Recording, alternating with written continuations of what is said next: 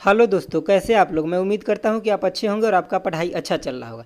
चलिए आज के इस वीडियो में हम डिस्कस करेंगे बिहार पुलिस पुलिस फायरमैन का जो वैकेंसी आया है उसके लिए ये पेपर है। ठीक है, ये है सेट 1 है।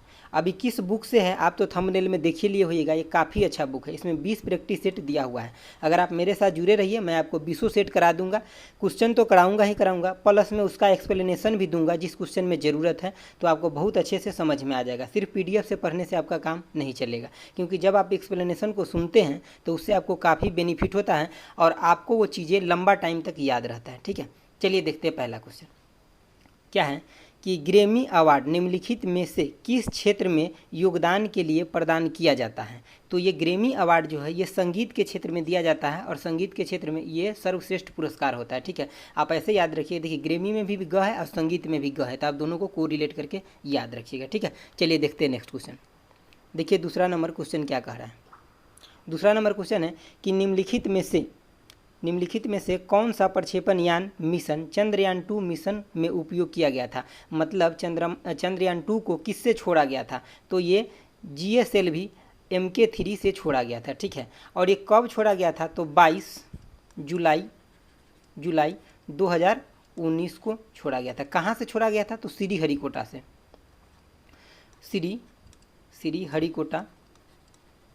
हरिकोटा से इसको छोड़ा गया था। ये कहाँ पड़ता है तो आंध्र प्रदेश राज्य में पड़ता है। ठीक है, चलिए देखते हैं नेक्स्ट क्वेश्चन। देखिए नेक्स्ट क्वेश्चन इसका है कि निम्नलिखित में से किस देश ने दुनिया का प्रथम तैरता हुआ परमाणु संयंत्र बनाया है। मतलब ये क्या तैरता हुआ का मतलब क्या है कि कहीं भी जैसे कि पानी के अंदर ये परमाणु संयंत्र होगा और ये तैरते रहेगा। यहाँ से क्या होगा कि बिजली सप्लाई के लिए या जिस पर्पज़ के लिए यूज करना चाहे वो देश वो अपना कर सकता है यहाँ से। ठीक है, तो ये रूस ने, ये स्टैटिक जीके भी बन जाता है। क्यों? क्योंकि ये पहला है इसलिए। ठीक है, तो रूस ने ये बनाया था। चलिए नेक्स्ट क्वेश्चन देखते हैं। नेक्स्ट क्वेश्चन है कि निम्नलिखित भारतीय राज्यों में से किस राज्य से कर्क रेखा नहीं गुजरता है। तो देखिए 8 राज्य से होकर के कर्क रेखा गुजरता है, तो आपको 8 याद रहेगा तो नहीं किससे गुजरता है आपको पता चल जाएगा। तो देखिए अगर हम बाएं तरफ से देखें तो सबसे पहले क्या आता है तो आप बोलिए कि राजस्थान आता है सबसे पहले, उसके बाद गुजरात आता है, गुजरात के बाद मध्य प्रदेश आता है। मैं लिख रहा हूँ आप सबको देखिए, मध्य प्रदेश आता है। मध्य प्रदेश के जस्ट बगल में क्या आता है बोलिएगा छत्तीसगढ़ आता है। छत्तीसगढ़ के बगल में क्या आता है आपको तो झारखंड आता है। झारखंड के बगल में वेस्ट बंगाल, वेस्ट बंगाल के बाद त्रिपुरा, त्रिपुरा के बाद मिजोरम MZ। आपको सबसे इसमें खास बात किसको ध्यान रखना है कि मिजोरम होता है लास्ट में। ठीक है, लास्ट में। क्यों? क्योंकि ऑप्शन में मणिपुर भी देता है, मणिपुर दे देता है, मणिपुर। अब यहाँ थोड़ा सा कन्फ्यूजन क्रिएट हो जाता है लोगों को, तो नहीं मणिपुर नहीं है, लास्ट में मिजोरम। अब ऐसे याद रखिएगा ABCD का लास्ट लेटर क्या होता है Z, तो उसी तरह से कर्क रेखा पर मिजोरम में देखिए यहाँ पे Z है, तो आपको ऐसे याद रखना है कि लास्ट जो है कर्क रेखा पे उसमें Z होगा, मिजोरम। ठीक है, तो आपको यहाँ पे पता चल गया कि कौन से नहीं है। तो नहीं में से इसमें क्या पूछा था, कर्क रेखा पर नहीं है, तो आपको पता मिजोरम तो है ही है, राजस्थान भी है, त्रिपुरा है, मतलब उत्तर प्रदेश नहीं है। तो ऑप्शन का इस क्वेश्चन का आंसर क्या हो जाएगा D हो जाएगा। ठीक है, चलिए नेक्स्ट क्वेश्चन देखते हैं। देखिए नेक्स्ट क्वेश्चन पूछ रहा है कि अर्मेनिया की मुद्रा क्या है। तो अर्मेनिया का मुद्रा जो है अर्मेनियाई द्रास है।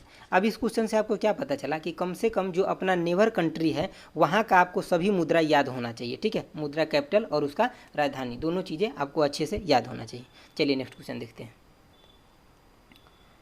नेक्स्ट क्वेश्चन है आपका कि निम्नलिखित में से किस तारीख को अंतर्राष्ट्रीय शांति दिवस मनाया जाता है। अंतर्राष्ट्रीय शांति दिवस जो मनाया जाता है वो 21 सितंबर को मनाया जाता है। इस क्वेश्चन को आप याद रखिएगा। और थोड़ा सा आप और भी जो डेट है इंपॉर्टेंट डेट है कि जैसे कि जो भी इंपॉर्टेंट डेट है लूसेंट में दिया हुआ उसको आप एक नज़र जरूर देख लीजिएगा, क्योंकि वहाँ से ये क्वेश्चन बन जाने का बहुत ज़्यादा चांस होता है। कोई ज़रूरत नहीं ये क्वेश्चन बनेगा, लेकिन डे से ये क्वेश्चन बनेगा, पक्का बन जाता है, तो आप वहाँ से देख लीजिएगा एक बार। ठीक है, देखिए नेक्स्ट क्वेश्चन क्या कह रहा है निम्नलिखित में से कौन सा कथन सही है। तो इसमें कथन एक सही है। क्या बोल रहा है कथन एक कि 1947 के बाद बोर्ड का न्यायिक विंग इलाहाबाद में कार्य करता रहा, जबकि प्रशासनिक विंग को क्या किया गया लखनऊ में स्थानांतरित कर दिया गया। तो ये स्टेटमेंट है, इसमें समझने वाली कोई बात नहीं, आपको याद रखना पड़ेगा कि उसका जो बोर्ड का न्यायिक विंग जो था वो कहाँ काम करते रहा था इलाहाबाद में, लेकिन स्थानांतरित कर दिया किसको प्रशासनिक विंग को। कहाँ स्थानांतरित कर दिया तो ये कर दिया लखनऊ में। ठीक है, चलिए नेक्स्ट क्वेश्चन देखते हैं। आपका नेक्स्ट क्वेश्चन है ये 8 नंबर। देखिए नेक्स्ट क्वेश्चन क्या कह रहा है। नेक्स्ट क्वेश्चन कह रहा है कि निम्नलिखित कथनों को पढ़े और सही विकल्प को चुने। तब पहले बात तो आप कथन को पढ़िए तभी तो पता चलेगा सही विकल्प क्या है। तो पहला क्या कह रहा है कि चोल वंश एक तमिल राजवंश था। ठीक है, जिसने 13वीं शताब्दी तक मुख्य रूप से दक्षिण भारत में शासन किया। बिल्कुल चोल वंश जो है ये दक्षिण शताब्दी में ही मतलब राज्य किया था। ठीक है, दूसरा पढ़िए, ये सही है मतलब कथन। दूसरा पढ़िए कि यह चोल वंश समृद्ध गंगा नदी घाटी में उत्पन्न हुआ था। नहीं, गंगा नदी नहीं, जो अभी कावेरी नदी है ये गलत हो जाएगा, ये गंगा नदी की घाटी में नहीं, कावेरी नदी, जो अभी आप प्रेजेंट में कावेरी नदी जानते हैं, उस नदी के घाटी में ये चोल वंश का उद्गम हुआ था। ठीक है, चलिए नेक्स्ट क्वेश्चन देखते हैं। नेक्स्ट क्वेश्चन है आपका 9 नंबर। देखिए इसमें मिलान करने वाला है। ये क्या कह रहा है कि अकबर के शासनकाल के समय जो पद दिया गया था और किसको कौन पद दिया था, उस चीज़ों को मिलान करना है। ठीक है, तो आपको ये चीज़ें अकबर का और अलाउद्दीन खिलजी का, इस दोनों को आपको देख लेना है, क्योंकि यहाँ से क्वेश्चन आने का ज़्यादा चांस रहता है। देखिए सबसे पहले बात, ऐसे क्वेश्चन में हम क्या करते हैं कि जो हमें आते रहता है हम सबसे पहले उन चीज़ों को मिलाते हैं। तो सबसे पहले अब देखिए इसमें सबसे आसान क्या है, काजी वाला। काजी का काम क्या होता था कि न्यायिक विभाग का प्रमुख होते थे काजी। तो इसका ऑप्शन कौन हो जाएगा, 2। न्यायिक विभाग कहाँ दिया हुआ, 2। उसके बाद मीर समन जो होता था, इसका काम होता था कि जो भी राजा है, जिसके मतलब जिसको ये पोस्ट दिया गया जिस राजा के यहाँ, उसके घर का जो भी कार्यभार होगा मतलब उस परिवार को देख रेख करेगा अच्छे से। तो ये कहाँ है ऑप्शन, तो 1 में है। ठीक है, मीर समन का काम होता था कि उस परिवार को अच्छे से देख रेख करना।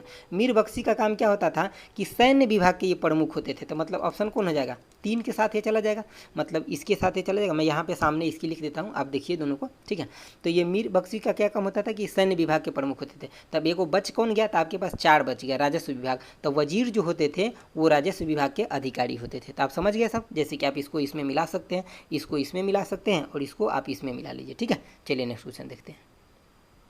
तो यहाँ पे ऑप्शन दिया हुआ था तो आपको मैं डायरेक्ट करेक्ट ही बता दिया, तो इसका जरूरत नहीं पड़ेगा। देखिए इस क्वेश्चन में एक्चुअली क्या पूछा है, देखिए ये कह रहा है कि भारत में निम्नलिखित में से किन स्थान के बीच महात्मा गांधी के नेतृत्व में अंग्रेज के विरुद्ध नमक मार्च आयोजित किया गया था। देखिए नमक, या तो आप नमक मार्च बोलिए या दांडी मार्च बोलिए, दोनों बराबर ही है। ये कहाँ पे चलाया गया था, तो ये चलाया गया था अहमदाबाद से लेकर के कहाँ, दांडी तक चलाया गया था। ये अहमदाबाद कहाँ है, तो साबरमती नदी के मतलब साबरमती के आसपास है। ठीक है, साबरमती।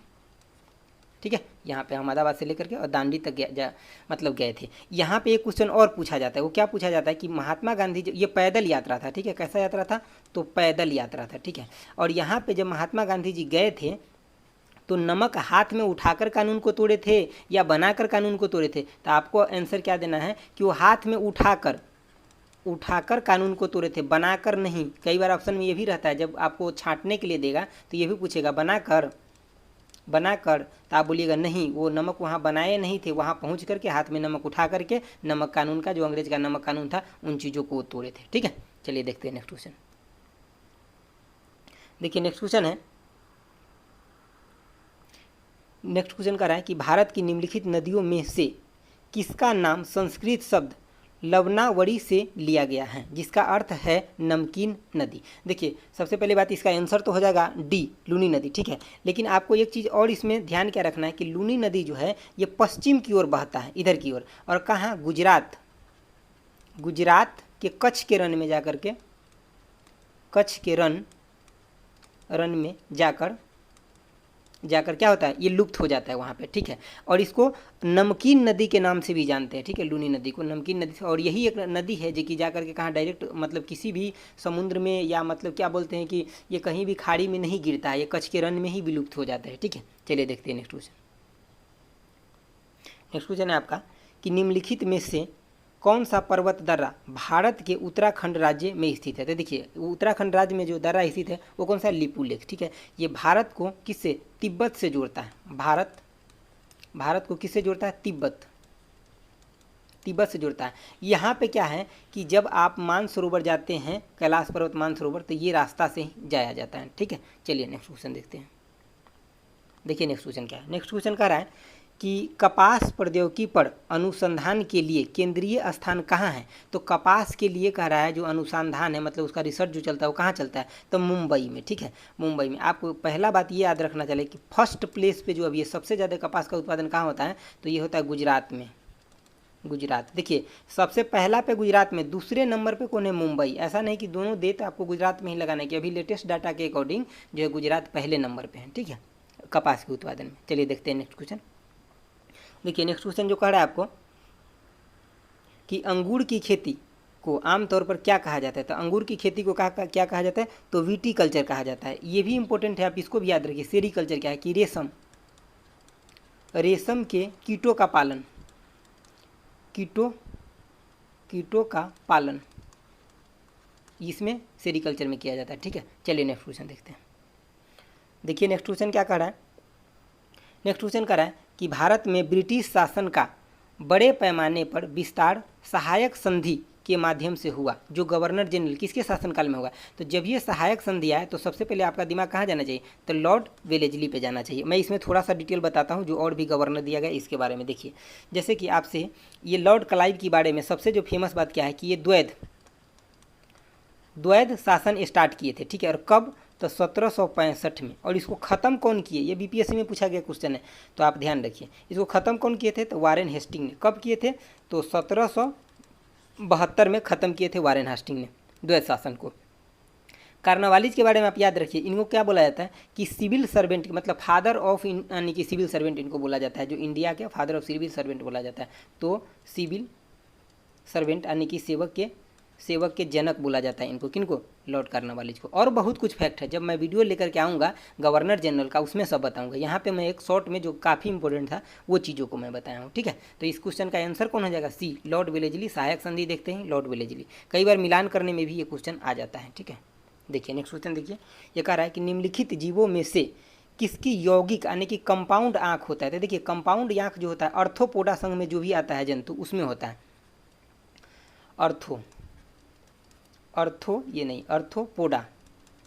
अर्थोपोडा संघ में जो भी आता है, मतलब छोटा छोटा कीट मकोड़ा, उस सब के क्या होता है? जनरली का कंपाउंड आँख होता है। तो इसका आंसर क्या हो जाएगा? तो ड्रैगन मक्खी का, इस ऑप्शन में से जो दिया गया है इसमें ड्रैगन मक्खी का जो होता है कैसा होता है? कंपाउंड आँख होता है। ठीक है, चलिए देखिए ये इस बुक का जो खासियत बात क्या है कि बहुत अच्छा सभी क्वेश्चन का लेवल है। ठीक है, अब थोड़ा सा मैं इसको ऊपर कर देता हूँ। देखिए क्वेश्चन क्या कर रहा है कि सर्दियों के दौरान, आपको क्वेश्चन नहीं दिख रहा होगा, थोड़ा नीचे कर देते। देखिए क्वेश्चन को देखिए अच्छे से, काफ़ी कंसेप्ट वाला ये क्वेश्चन है कि सर्दियों के दौरान बर्फ़ में नमक डालने से बर्फ़ पिघलने लगती है। क्यों? क्योंकि बर्फ़ इसलिए पिघलने लगता है क्योंकि जब बर्फ़ का, मान लीजिए कि कहीं पे भी बर्फ़ जमा हुआ है ऐसे, ठीक है, बर्फ़ ऐसे जमा हुआ पूरा पड़ा हुआ है, इसका टेम्परेचर मान लीजिए कुछ भी 0 डिग्री से कम ही होगा या 0 डिग्री होगा, तभी बर्फ़ जमा होगा। ठीक है, हम मान लेते हैं कि इसका 0 डिग्री सेल्सियस पे ये बर्फ़ जमा हुआ है। ठीक है, अब हम क्या करते हैं, जब इसमें नमक को ऐड करते हैं तब इसको जमा हुआ रहने के लिए क्या करता है कि इसका टेम्परेचर और घटना चाहिए, लेकिन इसके पास टेम्परेचर तो 0 डिग्री रहता है। तो टेम्परेचर अगर घटेगा तब जा करके ये बर्फ़ रह पाएगा, तो वहाँ टेम्परेचर घटने का तो कोई साधन नहीं रहता है। तो क्या होगा? अब ये पिघलने लगेगा क्योंकि इसको एक तरह का इसको टेम्परेचर का एहसास हो गया। ठीक है, जैसे कि मैं समझाता हूँ। देखिए जैसे कि मान लीजिए कि जिधर बर्फीला इलाका है तो वहाँ क्या होता है, जैसे कि मान लीजिए कि रोड है तो यहाँ पे बहुत सारा बर्फ़ का चट्टान गिर जाता है। ठीक है, तो इसको चट्टान को साफ करने के लिए इसके ऊपर क्या किया जाता है? पहले नमक का छिड़काव किया जाता है, तो ये बर्फ़ का चट्टान अपने आप धीरे धीरे पिघल जाता है। तो इसका ऑप्शन हो जाए कौन? सी। मैं ऑप्शन आपको पूरे अच्छे से दिखा देता हूँ। देखिए क्या लिखा गया इसमें कि बर्फ़ की सतह पर पानी के हिमांक बिंदु क्या हो जाता है? कम हो जाता है। ठीक है, बर्फ़ की सतह पे पानी का हिमांक बिंदु, मतलब मान लीजिए कि बर्फ़ है, अगर इसके ऊपर हम नमक का छिड़काव कर दिए तो इसका हिमांक बिंदु जो होगा घट जाएगा। मतलब इसको बर्फ़ रहने के लिए टेम्परेचर घटना पड़ेगा, लेकिन वहाँ तक घटने का कोई व्यवस्था है नहीं। तो हम क्या किए, इसको छिड़क दिया और इसको टेम्परेचर जब घटाने का ज़रूरत है तो घटने के लिए इसको खुद के पास कुछ है नहीं, तो मतलब उस जिस टेम्परेचर पर ये बना हुआ है बर्फ़, उसी टेम्परेचर पर ये पानी बनना शुरू हो जाएगा। तो मतलब इसको हम बर्फ़ का हिमांक घटा दिए हैं। ठीक है, चलिए नेक्स्ट क्वेश्चन देखते हैं। देखिए नेक्स्ट क्वेश्चन, नेक्स्ट कह रहा है आपको कि कौन सा रासायनिक आतिशबाजी प्रदर्शित करते समय हरे रंग के लिए जिम्मेदार है? देखिए ये क्वेश्चन बिहार एसआई मेंस में इस बार पूछा गया था और सेम क्वेश्चन है। तब बेरियम जो है, बेरियम ये हरा रंग को शो करता है। ठीक है, और ये सोडियम जो है किसको शो करता है, और स्ट्रोंटियम किसको शो करता है, और कॉपर किसको शो करता है? सब इंपॉर्टेंट है, मैं सब बता देता। देखिए ये शो करता है नीला रंग शो करता है, ये शो करता है पीला, सोडियम जो है पीला शो करता है। स्ट्रोंटियम एकदम खास इंपॉर्टेंट है, इसको याद रख लीजिए, शो करता है लाल। ठीक है, तो आप चारों को याद रखिए। देखिए जो मैं वही डिस्कस करता हूँ क्वेश्चन सिर्फ जो बहुत इंपॉर्टेंट है, आपको काफ़ी बेनिफिट होगा। जब बहुत ज़्यादा लेंदी डिस्कस करूँगा तो आपको भी मज़ा नहीं आएगा। ठीक है, चलिए देखिए नेक्स्ट क्वेश्चन क्या कर रहा है कि निम्नलिखित में से कौन भारत के प्रधानमंत्री को नियुक्त करता था। भारत के प्रधानमंत्री राष्ट्रपति के द्वारा नियुक्त किया जाता है। लोकसभा के जो मतलब लोकसभा के मेंबर होते हैं, मान लीजिए कि लोकसभा का जो भी मेंबर है उसमें जो बहुमत दल के नेता होते हैं उसमें से एक कोई को नियुक्त किया जाता है प्रधानमंत्री के रूप में। अगर वो प्रधानमंत्री के लिए जो नियुक्त किया जाता है वो अगर लोकसभा का मेंबर है उस टाइम में, तो उसका मिनिमम उम्र कितना होना चाहिए, 25 वर्ष होना चाहिए प्रधानमंत्री बनने के लिए। लेकिन अगर वो राज्यसभा के मेंबर के थ्रू बन रहा है तो उसका मिनिमम उम्र कितना होना चाहिए, 30 वर्ष होना चाहिए। मिनिमम उम्र होना चाहिए 30 वर्ष, मतलब अगर राज्यसभा से प्रधानमंत्री बनते हैं तब। ठीक है, आप कमेंट बॉक्स में बताइएगा कि सबसे पहले कौन से व्यक्ति भारत के प्रधानमंत्री बने थे राज्यसभा के मेंबर से। ठीक है, आप बताइएगा इसको। चलिए नेक्स्ट क्वेश्चन देखते हैं। देखिए नेक्स्ट क्वेश्चन क्या कह रहा है कि राष्ट्रीय मानवाधिकार आयोग में कितने सदस्य होते थे। देखिए इसमें 9 सदस्य होते हैं, तो ऑप्शन डी हो जाएगा। लेकिन मैं थोड़ा और बता दें, देखिए 1 प्लस में 4 प्लस में 4। आपको ये भी क्वेश्चन पूछा जा सकता है कि अध्यक्ष कितना होता है, तो 1 होते अध्यक्ष 1 होते हैं। ठीक है, और ये 4 जो होते हैं क्या होता है, परमानेंट होते हैं। ठीक है, पूर्णकालिक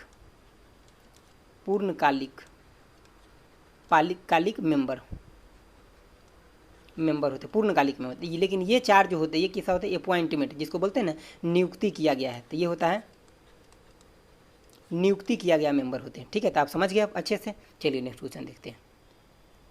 आपका नेक्स्ट क्वेश्चन ये है, देखिए भारत की संविधान सभा की संघ शक्ति, यहाँ पे शक्ति लिख रहा है, संघ देखते ही लोग जवाहरलाल नेहरू में लगा देते हैं, नहीं, संघ शक्ति समिति के अध्यक्ष कौन थे, तो ये थे यानी कि डॉक्टर राजेंद्र प्रसाद, संघ शक्ति के। और ये किसका अध्यक्ष थे, तो ये झंडा समिति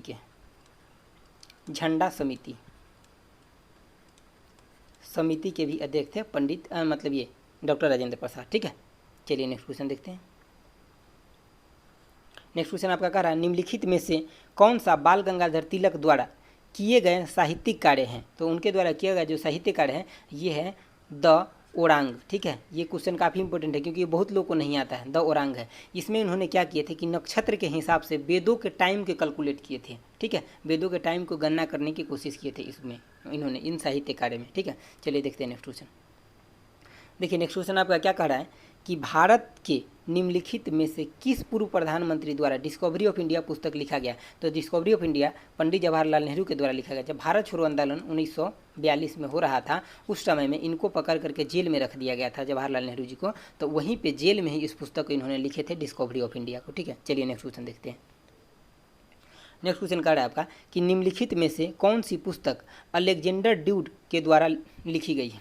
तो इनके द्वारा जो पुस्तक लिखा गया है वो है द थ्री मस्केटियर। ये कहाँ के लेखक है ये भी इम्पोर्टेंट है। तो ये है अलेक्जेंडर जो ड्यूमा है, ये लेखक है फ्रांस के लेखक है। ठीक है, ये भी बात आप याद रखिएगा, दोनों इंपॉर्टेंट है। चलिए देखते हैं नेक्स्ट क्वेश्चन। देखिए नेक्स्ट क्वेश्चन आपका क्या कह रहा है। नेक्स्ट क्वेश्चन कह रहा है कि भारत की सबसे बड़ी मीठे पानी की झील कहाँ है, मतलब कौन सी है। तो ये है डल झील। ये कहाँ पड़ता है, तो जम्मू एंड कश्मीर में पड़ता है। ये अभी जम्मू कश्मीर यूटी बन गया है। पहले ये कैसा था, यहाँ पे मतलब जैसे कि काउंसिल भी था पहले, लेकिन ये खत्म हो गया जब यूटी बना, तो राज्य से यूटी बना। तो ठीक है, इस बात को भी ध्यान में आपको रखना है। चलिए देखते हैं नेक्स्ट क्वेश्चन। देखिए नेक्स्ट क्वेश्चन क्या कर रहा है। नेक्स्ट क्वेश्चन कह रहा है कि निम्नलिखित में से किस क्षेत्र में विशिष्ट उपलब्धियों के लिए पुलिट्जर पुरस्कार दिया जाता है। तो पुलिट्जर पुरस्कार दिया जाता है पत्रकारिता के क्षेत्र में दिया जाता है, और ये सर्वश्रेष्ठ पुरस्कार है पत्रकारिता के क्षेत्र में। ठीक है, तो आपको इन चीज़ों को अच्छे से ध्यान रखना है। देखिए नेक्स्ट क्वेश्चन आपका क्या कह रहा है कि भारत में जैन मान्यता के अनुसार एक तीर्थकर जो होते हैं, मतलब एक तीर्थ स्थान के रूप में उनको क्या करना पड़ता है, परिभाषित किया जाता है। ठीक है, तो 24वें तीर्थंकर आपसे पूछा जा रहा है। ये तो बहुत आसान क्वेश्चन है, लेकिन आपको 6-7 यहाँ पे याद रखना है। वो क्या क्या डाटा है मैं बताता हूँ। देखिए 24वें पूछे जा रहे हैं, तो आपको तो पता है 24वें कौन है, तो ये महावीर जी हैं। ठीक है, लेकिन ये ऋषभनाथ जो ये कौन से, तो प्रथम नंबर के हैं तीर्थंकर। ठीक है, और ये पारसनाथ जो है ये कैवें नंबर के, तो ये 23वें नंबर के। ठीक है, कितने, 23वें नंबर के। और ये अभिनंदन जो है ये कैवें नंबर के, तो ये है आपका 4थे नंबर के, 4th नंबर के। इतना कुछ तो आपको पता हो गया, लेकिन 1-2 चीज़ और आपको याद रखना पड़ेगा। कौन, कि दूसरे नंबर और तीसरे नंबर भी पूछने का बहुत ज़्यादा चांस होता है। तो दूसरे नंबर पे कौन है, तो अजीत नाथ। और तीसरे नंबर पे तो संभव नाथ। ठीक है, तो देख लीजिएगा इसमें सब में नाथ लगा है, तो आपको पूरा याद रहना चाहिए, क्योंकि पिछले बार जो एसआई का पेपर हुआ था उसमें प्रीलिम्स में ये चौथा के बारे में पूछा गया था। ठीक है, जो सेकेंड शिफ्ट आया था उसमें, तो आप सबका ध्यान रखिए क्योंकि अभी बिहार के एग्जाम दे रहे हैं। ठीक है, चलिए देखिए नेक्स्ट क्वेश्चन कह रहा है आपका कि किसने वेलिंगटन को प्रथम विश्व युद्ध हेरिटेज सिटी के रूप में घोषित किया था। देखिए वेलिंगटन के सिटी को जो घोषित किया गया है हेरिटेज सिटी के रूप में, वो कौन किया था? डोनाल्ड ट्रंप ने की है। और ये कब किया था? सितंबर 2020 में किए हैं। ठीक है, सितंबर 2020 में किए हैं। ये इंपॉर्टेंट इसलिए है क्योंकि ये प्रेसिडेंट थे और अमेरिका के, और दूसरी बात क्या है कि ये कंट्रोवर्सी में बहुत ज़्यादा आए थे, तो इसलिए ये क्वेश्चन पूछा जा सकता है, इसलिए ये इंपॉर्टेंट है। ठीक है, चलिए नेक्स्ट क्वेश्चन देखते हैं। देखिए यहाँ पे मिलान करने वाला है, तो मैं डायरेक्ट क्वेश्चन पे ही चलता हूँ। देखिए इसमें क्या है मिलान करने वाला में, तो मिलान करने वाला है इसमें कि लाल किला को किसने बनाया था? तो आपको बहुत अच्छे से पता होगा, शाहजहां ने। तो इसका कौन सा हो जाएगा? एक के साथ दो मिल जाएगा। ठीक है, उसके बाद चार मीनार, तो मोहम्मद कुली कुतुब शाह ने, तो इसका कौन सा हो जाएगा? तो तीन हो जाएगा इसका। ठीक है, और लाल बाग की अगर मैं बात करूँ तो इसको सुल्तान हैदर अली ने बनाए थे, और ये इसका ऑप्शन कौन हो जाएगा? एक हो जाएगा, एक के साथ ही मिल जाएगा। लेकिन ये है कहाँ? तो मैसूर में है, मैसूर में। ये भी एक बार क्वेश्चन पूछा गया था कि लाल जो बाग है ये कहाँ पे? तो ये मैसूर में। चलिए देखते हैं नेक्स्ट क्वेश्चन। देखिए आपका नेक्स्ट क्वेश्चन क्या कर रहा है। नेक्स्ट क्वेश्चन यहाँ पे है, और ये अच्छा क्वेश्चन है, मैं इसको थोड़ा कट कर जा रहा है। ठीक है, मैं ऑप्शन आपको फिर से दिखा दूंगा। देखिए इसमें क्या कर रहा है कि ब्रिटिश सरकार द्वारा 1927 में, ठीक है, भारत में साइमन कमीशन भेजा गया था। उसका उद्देश्य क्या था? मतलब साइमन कमीशन जो भारत में आया था उसका क्या उद्देश्य था? तो उसका उद्देश्य था, एक्चुअली उसका जो अपने तरफ से जो उद्देश्य था वो ये था कि भारत सरकार की संरचना में सुधार के सुझाव देने के लिए वो आए थे। लेकिन आपसे ये भी पूछा जाता है कि इसके अध्यक्ष कौन थे? तो सर साइमन इसके अध्यक्ष थे। ठीक है, और ये कितने सदस्य इसमें आए थे? तो 7 आए थे। इसमें सभी के सभी कैसा थे? तो ब्रिटिशर थे। ठीक है, ब्रिटिशर थे। इसमें भारतीय कोई थे क्या? भारतीय कोई सदस्य थे क्या? नहीं। ये क्वेश्चन नहीं पूछा जाता है क्या कि जो मतलब साइमन कमीशन जो 1927 में भारत आए थे उसमें भारतीय मेंबर कितने थे? नहीं, कोई मेंबर नहीं थे। इस कमीशन को और क्या बोला गया था? श्वेत कमीशन इसको बोला गया, इस कमीशन को। ठीक है, और इसको भारतीय ने विरोध इसलिए किया था कि इसमें कोई भी भारतीय मेंबर नहीं थे। ठीक है, चलिए देखते हैं नेक्स्ट क्वेश्चन। देखिए नेक्स्ट क्वेश्चन क्या कह रहा है योग का वर्णन निम्नलिखित में से किस वेद में किया गया? तो योग का जो वर्णन किया गया है ये यजुर्वेद में किया गया। ऑप्शन डी हो जाएगा। आपको ये याद रखना है कि जो ऋग वेद है ये कई बार पूछा गया कि सबसे पुराना वेद जो है, पुराना जो है ये ऋग्वेद है। और संगीत कहाँ पे मिलता है? तो सामवेद में। संगीत, ये संगीत के लिए मतलब गीत के लिए ये वेद जाना जाता है। और अथर्ववेद में क्या मिलता है? तो जो भी जादू टोना आप जितना भी सुनते हैं, विवाह, जादू टोना, नाप तौल, ये सब इसी में मिलता है। जैसे कि जादू टोना, नाप तौल, विवाह, ये सब अथर्ववेद में ही मिलता है। ठीक है, चलिए देखते हैं नेक्स्ट क्वेश्चन। देखिए नेक्स्ट क्वेश्चन क्या कर रहा है इरिडियम परत की खोज किसने की और नोबेल पुरस्कार विजेता भी हैं? तो मतलब इसका खोज किए थे लुइस अल्वारेज ने। ठीक है, यहाँ एक चीज़ से कंफ्यूज नहीं कर रहा है, यहाँ इरिडियम बोल रहा है, रेडियम नहीं बोल रहा है। रेडियम बोलता तो मैडम क्यूरी होता। तो इस बात पर आपको पूर्ण ध्यान रखना है, सटीक तरह से आंसर देना है। ठीक है, देखिए 33 नंबर क्वेश्चन भी देख लीजिए क्या कह रहा है कि भारत में थार रेगिस्तान स्थित है, यानी कि कच्छ का रण भारत के निम्नलिखित में से किस राज्य में? तो देखिए आपको मेन फोकस करना है थार रेगिस्तान पे। ये कहाँ पे है? तो राजस्थान में। अब आप इसमें कच्छ के रण देख करके गुजरात पे मत लगा दीजिएगा। ठीक है, इस बात को आपको ध्यान रखना पड़ेगा। देखिए नेक्स्ट क्वेश्चन क्या कह रहा है भारत और नेपाल के बीच विवाद निम्नलिखित में से किस क्षेत्र की सीमा पर है? तो देखिए ये जो है काला पानी की सीमा है, इसके लेकर के भारत और नेपाल के बीच विवाद है। एक्चुअली हुआ क्या था कि जब संगोली यानी कि संगोली का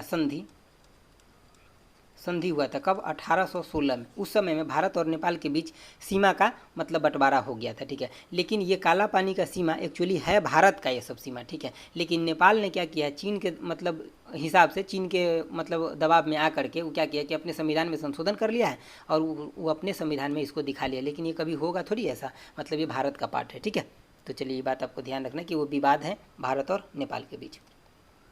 चलिए देखिए नेक्स्ट क्वेश्चन क्या कह रहा है निम्नलिखित विकल्पों में से वह एकमात्र देश कौन सा है जिसके साथ भारत का एक प्रचलित प्रीफरेंशियल ट्रेड होता है? ठीक है, मतलब फ्री ट्रेड होता है एक, और एक प्रीफरेंशियल ट्रेड होता है। तो फ्री ट्रेड जो होता है ये होता है अपना बहुत सारे देशों के साथ, लेकिन ये जो होता है प्रीफरेंशियल ट्रेड ये होता है सिर्फ अफगानिस्तान के साथ होता है। ठीक है, तो ये बातों को आपको याद रखना है। ठीक है, एक ही के साथ होता है, इसीलिए वो क्वेश्चन पूछा गया है। जो बहुत के साथ होता है उसमें जल्दी नहीं पूछे जाता रहता है, क्योंकि लोगों को पता नहीं रहता है ना। मतलब बहुत सारा रहता है, तो इसलिए सब का नाम डिफाइन करना मुश्किल हो जाता है। देखिए क्वेश्चन क्या कह रहा है, इसमें विटामिन मतलब B6 का आपको नाम पूछ रहा है, क्या है इसका रासायनिक नाम, तो इसका रासायनिक नाम है ऑप्शन सी पायरिडॉक्सिन। देखिए मैं आपको थोड़ा सलाह देता हूँ कि 5 मिनट का एगो वीडियो, 5 से 7 मिनट का वीडियो मेरे चैनल पे विटामिन का आपको उसमें ए से जेड तक सब कुछ समझाया गया है कि कौन सा विटामिन किस में सोलूबल है, कौन सा विटामिन का रासायनिक नाम क्या है, कहाँ से मिलता है, उसका काम क्या होता है, उसके वजह से क्या होता है, सब कुछ बता दिए। तो आप देख लीजिए, अगर एक क्वेश्चन आएगा तो आपको क्लियर हो जाएगा। बस 5 मिनट के इसी चैनल पे आप विजिट कर लीजिए, 5 मिनट का वीडियो मिलेगा आपको। चलिए देखिए नेक्स्ट क्वेश्चन। नेक्स्ट क्वेश्चन कह रहा है कि पानी का घनत्व अधिकतम होता है कहाँ पे, तो 4 डिग्री सेल्सियस पे पानी का घनत्व अधिक होता है। टेम्परेचर से रिलेटेड जब भी क्वेश्चन आए तो आपको एगो फार्मूला याद रखना है हमेशा, क्या C/100 इजकल टू में क्या F माइनस में 32 बटा में कितना 180 इजकल टू में कितना K माइनस 273 बटा में 100। इस फार्मूला से आप जो मर्जी निकाल लीजिए, जैसे कि ये डिग्री सेल्सियस हो गया, फ़ारेनहाइट हो गया, 1 केल्विन हो गया। आपको जो कुछ भी दिया है जिसमें रिलेशन पूछ रहा है उसमें निकल। कभी कभी तो डायरेक्ट इतना पार्ट काट के दे देता है और पूछता है कि कौन सही है, तो आपको डायरेक्ट ये चीज़ें याद रहना चाहिए, तभी आप काट पीट करके वहाँ पर बना लीजिएगा। चलिए नेक्स्ट क्वेश्चन देखते हैं। देखिए नेक्स्ट क्वेश्चन क्या है कि नेक्स्ट क्वेश्चन है आपका कि एम्पियर की एसआई मात्रक क्या है। तो एम्पियर जो मतलब किसका एसआई मात्रक है, तो विद्युत प्रवाह मतलब ये मतलब जो इलेक्ट्रिक करंट होता है उसका। यहाँ पे देखिए विद्युत आवेश भी दिया गया है कन्फ्यूजन के लिए, तो कन्फ्यूज मत रहिएगा, ठीक है। देखिए आपको यहाँ पे मतलब थोड़ा सावधानी बरत करके आंसर देना है। चलिए देखते हैं नेक्स्ट क्वेश्चन। देखिए नेक्स्ट क्वेश्चन क्या कह रहा है आंतरिक सुरक्षा विभाग निम्नलिखित में से किस मंत्रालय के अंतर्गत होता है। तो जो सुरक्षा विभाग होता है आंतरिक, ये गृह मंत्रालय के अंतर्गत होता है, ठीक है। गृह मंत्रालय के अंतर्गत, जैसे कि वीजा जो आप जाते हैं ना देश विदेश घूमने के लिए, तो वीजा भी गृह मंत्रालय के अंतर्गत है। जैसे कि प्रवासी भारतीय यानी कि प्रवासी जो भी होते हैं वो किसके गृह मंत्रालय के अंतर्गत आते हैं। जो पुलिस होता है सेंट्रल पुलिस सेंट्रल जो सेंट्रल लेवल का जो पुलिस है वो भी किसके अंतर्गत आते थे, गृह मंत्रालय के अंतर्गत ये सब आता है। जैसे कि आप देख रहे हैं अभी एनआरसी हो रहा है, तो ये सब भी किसके अंतर्गत आते थे, गृह मंत्रालय के अंतर्गत ये सब कुछ आता है, ठीक है। चलिए देखते हैं नेक्स्ट क्वेश्चन। देखिए आपका नेक्स्ट क्वेश्चन जो है ये 40 नंबर है। देखिए ये कह रहा है कि जीएसटी के लिए संविधान संशोधन के परिणाम स्वरूप निम्नलिखित में से किस अनुच्छेद में डाला गया। तो देखिए जीएसटी में जो जोड़ा गया वो 3 आर्टिकल जोड़ा गया, मतलब अनुच्छेद जोड़ा गया। कौन कौन, तो एगो 246A, 269A और 279A, ये 3 को जोड़ा गया। आपसे अभी ये को पूछा है लेकिन आप तीनों याद रखें, ठीक है। ये कौन सा संविधान संशोधन था, तो 101वां संविधान संशोधन था, आपको ध्यान रखना है, संशोधन, ठीक है। और ये विधेयक कौन सा था, तो 122वां विधेयक था, विधेयक। आप दोनों में डिफरेंट समझते हैं ना, जैसे कि संशोधन तब बनता है, संशोधन का मतलब होता है एक्ट, ठीक है, और विधेयक का मतलब होता है बिल, ठीक है। ये बिल क्या होता है कि जो पार्टी के द्वारा लाया जाता है वहाँ पे, ये कोई ज़रूरत नहीं कि ये पास हो जाए, लेकिन जब वो पास हो जाता है, राष्ट्रपति उस पर हस्ताक्षर कर देते हैं, तब वो एक्ट बन जाता है, ठीक है। तो ये एक्ट कौन था, संशोधन कौन सा 101 था, जबकि विधेयक था 122। आपको सब चीज़ याद रखना है। आपको कमेंट में बताना है कि किस दिन लागू हुआ था, ये बताना है कमेंट में, जीएसटी लागू कब हुआ था, ठीक है। चलिए देखते हैं नेक्स्ट क्वेश्चन। देखिए 41 नंबर क्वेश्चन आपसे क्या कह रहा है। 41 नंबर क्वेश्चन आपको कह रहा है कि चार्टर ने संयुक्त राष्ट्र के प्रमुख अंगों की स्थापना की। संयुक्त राष्ट्र संघ में कितने प्रमुख अंग है, तो सिर्फ आपको इतना नहीं याद रखना है कि 6 है, इसके कौन कौन है ये बहुत ज़्यादा इंपॉर्टेंट होता है, आपको याद रखना है। तो देखिए मैं पढ़ देता हूँ आपको, सिर्फ सुन लीजिए आप, ठीक है, क्योंकि लिखूंगा तो बहुत टाइम लग जाएगा। देखिए कौन कौन होता है 6, तो पहला महासभा, दूसरा होता है सुरक्षा परिषद, तीसरा होता है आर्थिक एवं सामाजिक परिषद, चौथा होता है अंतर्राष्ट्रीय न्यायालय, पाँचवा होता है न्याय परिषद और छठा होता है सचिवालय, ठीक है। तो ये सब आपको याद रखना है, छठों 6 के 6 आपको याद रखना है। चलिए इसका कार्य भी याद रखिएगा कि किसका कार्य क्या होता है, क्योंकि ये भी क्वेश्चन पूछा जाता है। देखिए 42 नंबर क्वेश्चन है कि भारत के संविधान की अनुसूची की कुल संख्या, तो देखिए अभी जो है प्रेजेंट में वो कितना है, 12 है, ऑप्शन भी हो जाएगा। लेकिन जो ओरिजिनल संविधान में जिस समय में संविधान बना था उस समय में कितना था, 8। बार बार संविधान में संशोधन हुआ और इन चीज़ों को जोड़ते गए लोग, ठीक है। चलिए देखिए नेक्स्ट क्वेश्चन। नेक्स्ट क्वेश्चन कर रहा है कि भारत का सबसे लंबा पुल जो ढोला सदिया पुल है उसका नाम बदल कर क्या कर दिया गया, तो उसका नाम बदल करके भूपेन हजारिका पुल कर दिया गया। ये कहाँ पे है, तो लोहित नदी पे है, लोहित नदी पे है, ठीक है। और कहाँ पे है ये, तो असम में, असम राज्य में। और लोहित नदी जो किसके सहायक नदी है, तो ब्रह्मपुत्रा के, ठीक है, ब्रह्मपुत्रा नदी के सहायक है लोहित नदी, ठीक है। ये यहीं पे इस नदी पे बना है, इस नदी की ये सहायक है, ठीक। और ये असम राज्य में, और इसका नाम अब क्या हो गया, भूपेन हजारिका। इसका लंबाई कितना ये भी पूछा जा सकता है, जब सबसे लंबा है तो 9.15 किलोमीटर इसका लंबाई है, ठीक है। चलिए देखिए नेक्स्ट क्वेश्चन। देखिए नेक्स्ट क्वेश्चन क्या कह रहा है, निम्नलिखित में से किस राज्य में विधान परिषद मौजूद है। तो देखिए विधान परिषद अभी 6 राज्य में मौजूद है। वो कहाँ कहाँ है? तो देखिए आप ऐसे याद रखिए, आप ट्रिक उरिक क्यों अपनाते हैं, आपको ऐसे ही याद है। जैसे कि देखिए यूपी के साथ आप किसको, बिहार को हमेशा क्या बोलते हैं, यूपी बिहार, ठीक है। तो यूपी, कई सारा गाना भी निकला है, तो यूपी को आप बिहार के साथ ले लीजिए, 2 हो गया। अब देखिए मुंबई को किसके, कर्नाटका के साथ ले लीजिए, ठीक है, 2 यहाँ हो गया। और क्या ले लीजिए कि आपको अब क्या बच गया इधर गाड़ी, तो जो आप इधर बच गया जैसे कि तेलंगाना, ठीक है, और आंध्र प्रदेश, तो इस दोनों को एक साथ ले लीजिए, क्योंकि आप देख रहे हैं दोनों राज्य सटल सटल, आंध्र प्रदेश यहाँ तो तेलंगाना यहाँ, यूपी बिहार एक साथ है, और मतलब मुंबई और कर्नाटका एक साथ है। तो ये 6 राज्य में है। अब इसको छोड़ करके देख लीजिए, आपको क्या पूछा था कि किस राज्य में मौजूद है, तो उत्तर प्रदेश में मौजूद है, ठीक है, ऑप्शन ये हो जाएगा। चलिए नेक्स्ट क्वेश्चन देखते हैं। देखिए नेक्स्ट क्वेश्चन, नेक्स्ट है कि भारत में सबसे लंबे समय तक सेवा करने वाले मुख्यमंत्री कौन से थे। देखिए जो ऑप्शन गिवन है इसमें हो जाएगा ज्योति बसु। ज्योति बसु ने कितने साल मतलब वेस्ट बंगाल में ये सर्विस दिए थे अपना सीएम के पोस्ट पे, और कितना, 23 साल। लेकिन अगर ऑप्शन में आपको अगर पवन चामलिंग मिल जाए तो वो होगा आंसर, ठीक है, पवन चामलिंग अगर मिल जाए आपको तो ये हो जाएगा ऑप्शन, क्योंकि ये 24 साल अपना दिए हैं सीएम के रूप में, और कहाँ पे, तो सिक्किम में, ठीक है, और 24 साल दिए। तो सबसे ज़्यादा टाइम तक लॉन्गेस्ट सीएम तो पवन चामलिंग, लेकिन यहाँ ऑप्शन में नहीं है, तो ये सही हो जाएगा ज्योति बसु, ठीक है। चलिए नेक्स्ट क्वेश्चन देखते हैं। देखिए नेक्स्ट क्वेश्चन है आपका कि लोकसभा की महिला अध्यक्ष यानी कि पहली महिला अध्यक्ष कौन थी, तो ये थी मीरा कुमारी, ठीक है। नेक्स्ट क्वेश्चन देखते हैं। देखिए नेक्स्ट क्वेश्चन है आपका कि एक व्यक्ति के स्वास्थ्य पर निम्न में से किसका दीर्घकालीन मतलब प्रभाव पड़ता है। तो देखिए दीर्घकालीन जो प्रभाव पड़ता है वो मतलब वृक्क जो किडनी के मतलब जो किडनी जिसका खराब होता है, मतलब दीर्घकालीन वो प्रभाव है। जैसे कि देखते हैं लोग थोड़ा थोड़ा दारू उरू पीते रहता है, जब पीता है उस दिन थोड़ी किडनी खराब होता है, लॉन्ग टाइम जब पीते रहता है तब जा करके खराब होता है। दीर्घकालीन प्रभाव किडनी पे पड़ता है।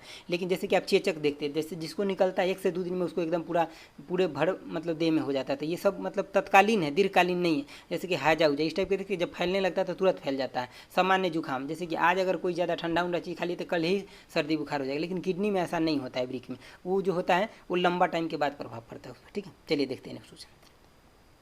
देखिए आपका नेक्स्ट क्वेश्चन जो है, निम्न में से कौन सा प्रकाश सूक्ष्मदर्शी का हिस्सा नहीं है। तो देखिए प्रकाश सूक्ष्मदर्शी का हिस्सा नहीं, जैसे कि आप छोटे रहे होइएगा तो जब अजार बॉक्स खरीदे होइएगा तो उसमें देखे होइएगा वो चीज़ रहता है, ठीक है, उस ऊपर प्रकाश सूक्ष्म, लेकिन छोटे लेवल पर रहता है, यहाँ बड़े लेवल की बात किया जा रहा है। तो इसमें ये जो है ए बी और सी इसका हिस्सा होता है, लेकिन हैंड लेंस जो होता है उसका हिस्सा नहीं होता है, ठीक है। चलिए देखते हैं नेक्स्ट क्वेश्चन।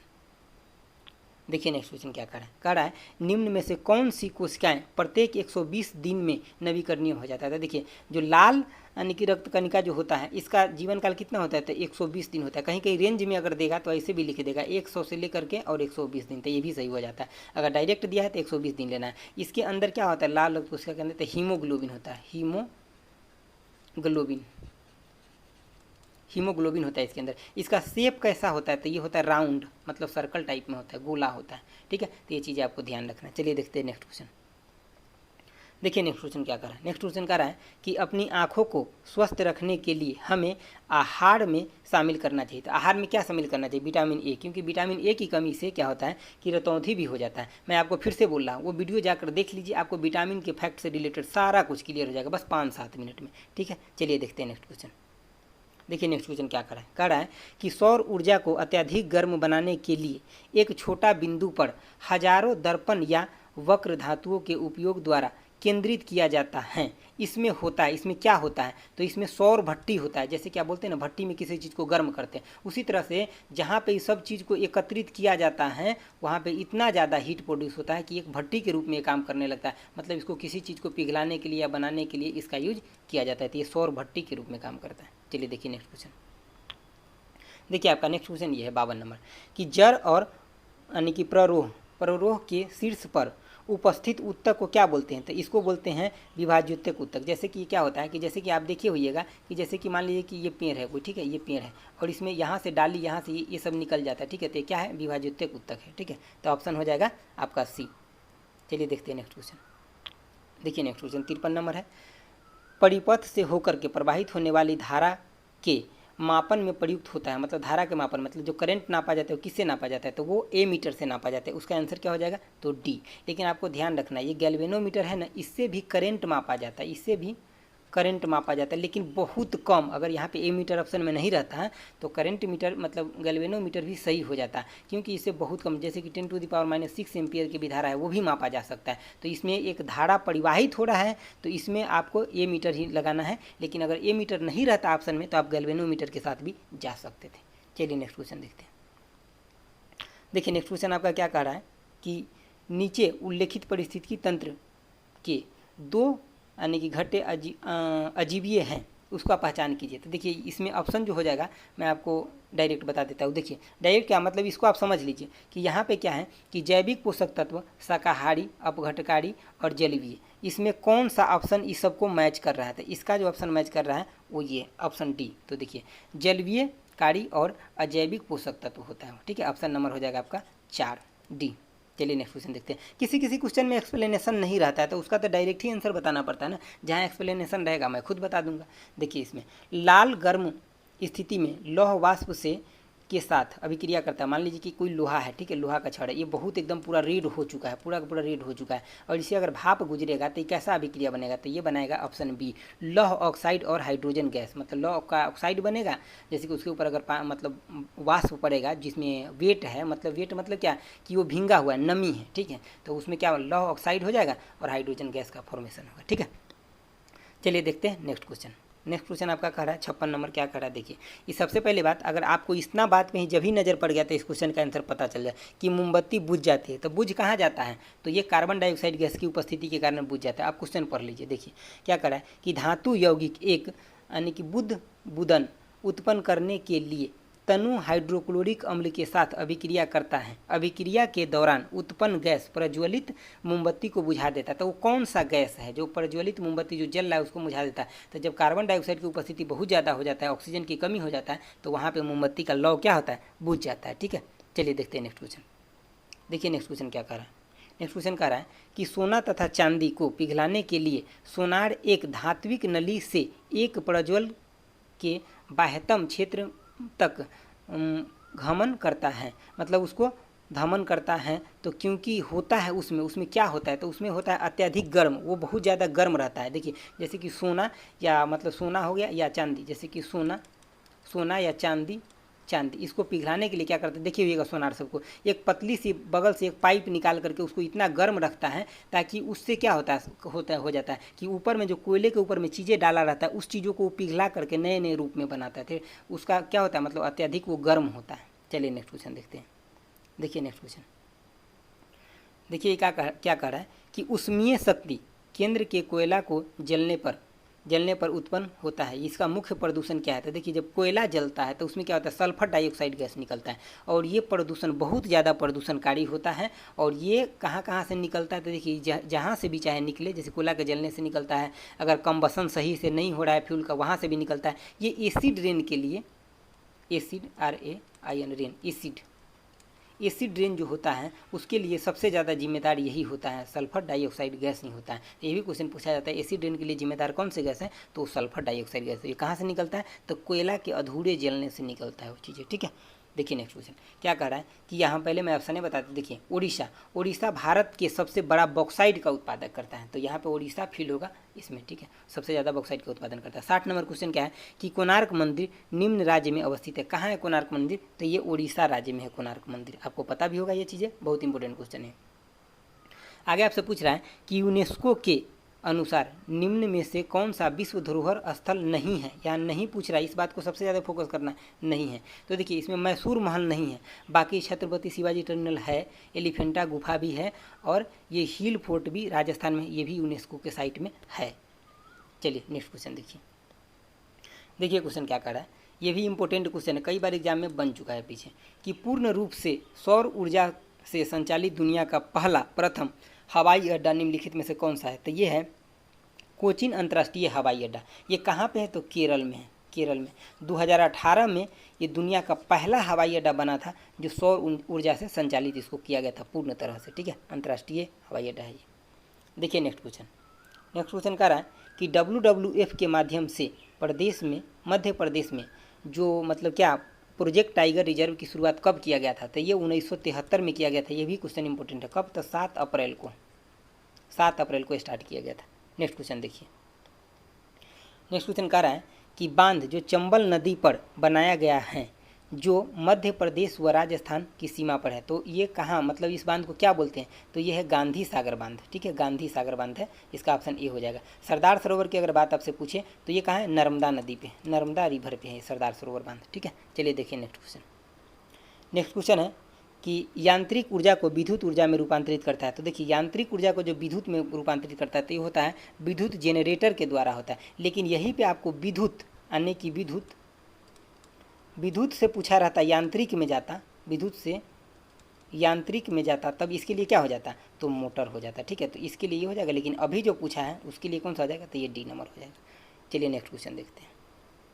देखिए नेक्स्ट क्वेश्चन क्या करा कि आँख में प्रवेश करने वाली प्रकाश की मात्रा को इसके द्वारा नियंत्रित किया जाता है। तो प्रकाश की मात्रा को नियंत्रित किया जाता है आइरिस के द्वारा, ऑप्शन डी हो जाएगा। एक चीज़ आपको और ध्यान रखना है कि आँख का जो कलर होता है, कलर ये भी आइरिस के द्वारा ही रिप्रेजेंट किया जाता है। आइरिस के द्वारा ही रिप्रेजेंट किया जाता है। चलिए देखते हैं नेक्स्ट क्वेश्चन, मतलब आइरिस की वजह से ही शो होता है वो। देखिए नेक्स्ट क्वेश्चन क्या है कि पशु ऊतक जो स्राव और अवशोषण में सहायक होता है वो कौन सा ऊतक है, तो वो है उपकल ऊतक होता है। ये जो मतलब दोनों काम करता है, जैसे कि स्राव भी होता है और अवशोषण भी होता है, दोनों होता है इसमें उपकल ऊतक में। नेक्स्ट क्वेश्चन देखिए, नेक्स्ट कर रहा है कि डैश डैश उत्पन्न करने के लिए सूक्ष्मजीवी मृत पोषकों का कार्य करता है, मृत पोषकों पर काम करता है। तो ये क्या होता है, अपने खाद्य के लिए मतलब अपने भोजन के लिए सूक्ष्म जो जीव है जैसे बैक्टीरिया हो गया, शैवाल, तो वो मरे हुए चीज़ों पे अपना मतलब भोजन के लिए डिपेंड रहता है। नेक्स्ट क्वेश्चन देखते हैं। देखिए नेक्स्ट क्वेश्चन आपका कह रहा है कि पेनिसिलिन क्या है, तो पेनिसिलिन कवक है, मतलब इसका साधारण नाम जो होता है क्या, फंगस भी बोलते हैं इसको, फंगस। ठीक है, फफूंद, जिसको फफूंद बोलते हैं, फफूंद भी बोल लीजिए, कोई दिक्कत नहीं, फफूंद या फंगस। ठीक है, तो इसको कवक के सदस्य है। ठीक है, चलिए नेक्स्ट क्वेश्चन देखते हैं। देखिए नेक्स्ट क्वेश्चन क्या है कि निम्न में से कौन सा जीवीय या अजीवीय नहीं है। तो पहली बात क्या है कि इसका आंसर तो वृक्ष हो जाएगा। आप ऑप्शन को भी यहाँ पे छांट सकते हैं, कैसे जीवीय अजीवीय। तो देखिए वायु क्या है, तो अजीवीय है। ठीक है, जल कैसा है, तो ये भी अजीवीय है। प्रकाश कैसा, अजीवीय है। तो एक ही को आपको कन्फ्यूजन भी होगा तो किस पे होगा, सिर्फ वृक्ष पे होगा। वृक्ष में क्या होता है कि अगर मान लीजिए कि ये एक वृक्ष है, ठीक है, तो इसमें से जो इसका डाल पात जो भी निकला हुआ है ये कहाँ है, तो एयर के अंदर है, लेकिन इसका जड़ कहाँ है, तो मिट्टी के अंदर है। और ये क्या करता है, जो डाल पात जो भी ये पत्ता है, तो ये वायुमंडल से क्या ले लेता है, अपना कार्बन डाइऑक्साइड, लेकिन ये बाई प्रोडक्ट के रूप में आप क्या ऑक्सीजन को बाहर छोड़ता है, लेकिन कार्बन डाइऑक्साइड को लेता है। तो ये क्या है अपना कि मतलब इन्वायरमेंट को शुद्ध भी बनाता है। चलिए नेक्स्ट क्वेश्चन देखिए, 71 नंबर क्या है, निम्न अंगों में से कौन सा एक मनुष्य में महिलाओं के प्रजनन का हिस्सा नहीं है। तो देखिए इसमें से शुक्राणु जो है ये महिलाओं के लिए नहीं है, ये पुरुषों के लिए होता है शुक्राणु, लेकिन ये सब गर्भाशय जो होता है महिला में होता है, अंडाशय महिला में होता है, अंडवाहिनी भी महिला में होता है। ठीक है, चलिए देखिए नेक्स्ट क्वेश्चन। आपका नेक्स्ट क्वेश्चन है 72 नंबर क्वेश्चन। 72 नंबर क्वेश्चन क्या करा है कि संविधान सभा ने अपना पहली बैठक कब आयोजित किया था। तो ये किए थे 9 दिसंबर, कभी कभी डेट के साथ पूछा जाता है, 9 दिसंबर 1946 में। कई एग्जाम में देखा हूँ ये डेट के साथ पूछता था, अब डेट के साथ याद रखिए। और कहाँ हुआ था पहला बैठक, तो न्यू दिल्ली में। ठीक है, न्यू दिल्ली में हुआ था। तो इसका ऑप्शन कौन हो जाएगा, डी। चलिए नेक्स्ट क्वेश्चन देखते हैं। देखिए नेक्स्ट क्वेश्चन आपका 73 नंबर है, निम्नलिखित में से कौन सा संविधान में धर्मनिरपेक्ष सत्याग्रह के मतलब परिकल्पना है। तो देखिए संविधान के अंदर क्या बोला गया, भारत का संविधान है 1900 यानी कि 42वां संविधान संशोधन जब हुआ था 1976 में, तो उसमें 3 गो वर्ड जोड़ा गया था। वो क्या क्या 3 गो वर्ड जोड़ा गया था, तो वो जोड़ा गया था आपका कि धर्मनिरपेक्ष आप आगे लिख लीजिएगा। दूसरा क्या, समाजवादी, और तीसरा क्या, अखंडता। ये 3 गो शब्द जोड़ा गया था। तो यहाँ पे धर्मनिरपेक्ष का मतलब क्या था कि जो हमारे भारत देश में जो भी धर्म है उस सब को मान्यता कैसा है, समान मान्यता है, मतलब सभी धर्मों की समान हैसियत है यहाँ पे। यही तो भारत का सबसे अच्छा खासियत है कि यहाँ पे सभी धर्म को मतलब एक जैसा माना जाता है। चलिए देखते हैं नेक्स्ट क्वेश्चन। देखिए आपका 74 नंबर क्वेश्चन क्या है, इसमें कह रहा है कि डैश मुगल बादशाह शाहजहाँ के बड़े बेटे थे जिन्होंने एक महान मानवतावादी के रूप में जाना जाता है। तो देखिए ये कौन थे, तो दारा शिकोह थे, जो किनके बेटा थे, तो मुगल बादशाह शाहजहाँ के बड़े बेटा थे और मुमताज़ महल के ये बेटा थे सबसे बड़े। तो इसमें क्या, इनके पास बहुत अच्छा हृदय था, मतलब इन्होंने बहुत सारे प्रजा के लिए काम किए। ये सभी धर्म को भी मानते थे, ऐसा नहीं कि ये मुस्लिम थे तो खाली मुस्लिम धर्म को माने, नहीं, ये सभी धर्म को इक्वल मानते थे। इनका हृदय बहुत अच्छा था, विनम्र रहते थे, सभी से अच्छा व्यवहार करते थे, इसीलिए इनको जाना जाता है बहुत अच्छे मतलब संस्कारी माने जाते थे इनको। ठीक है, चलिए देखते हैं नेक्स्ट क्वेश्चन। आपका नेक्स्ट क्वेश्चन है 75 नंबर क्वेश्चन। देखिए 75 नंबर क्वेश्चन है कि डेविस कप से इन सम्मानित किया जाता है, किसको सम्मानित किया जाता है? तो डेविस कप से व्यक्ति को सम्मानित किया जाता है। किस व्यक्ति को? तो जो टेनिस खेलते हैं उस व्यक्ति को डेविस कप से सम्मानित किया जाता है। बिहार एसआई के क्वेश्चन में पूछा गया था डायरेक्ट कि डेविस कप किससे संबंधित है? तो डेविस टेनिस से संबंधित है, डायरेक्ट आपको याद रखना है। नेक्स्ट क्वेश्चन देखिए क्या 76 नंबर कि रामायण के रचयिता वाल्मीकि का आश्रम निम्नलिखित में से कहाँ स्थित है? तो ये है ब्रह्मवर्त में स्थित है। ठीक है, आपको ये चीज़ याद रखना है कि रामायण के रचयिता कौन है? तो वाल्मीकि है। इसी तरह से महाभारत के अगर पूछ ले आपसे, महाभारत के रचयिता कौन है? तो महर्षि वेद व्यास।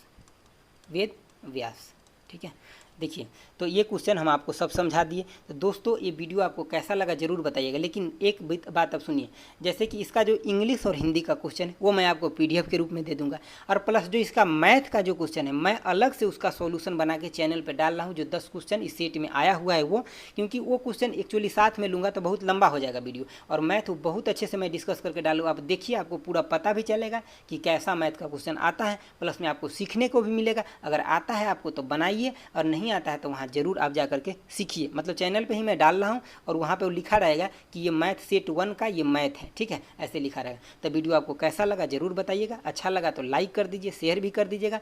तो okay, thanks for watching. Okay bye, जय हिंद।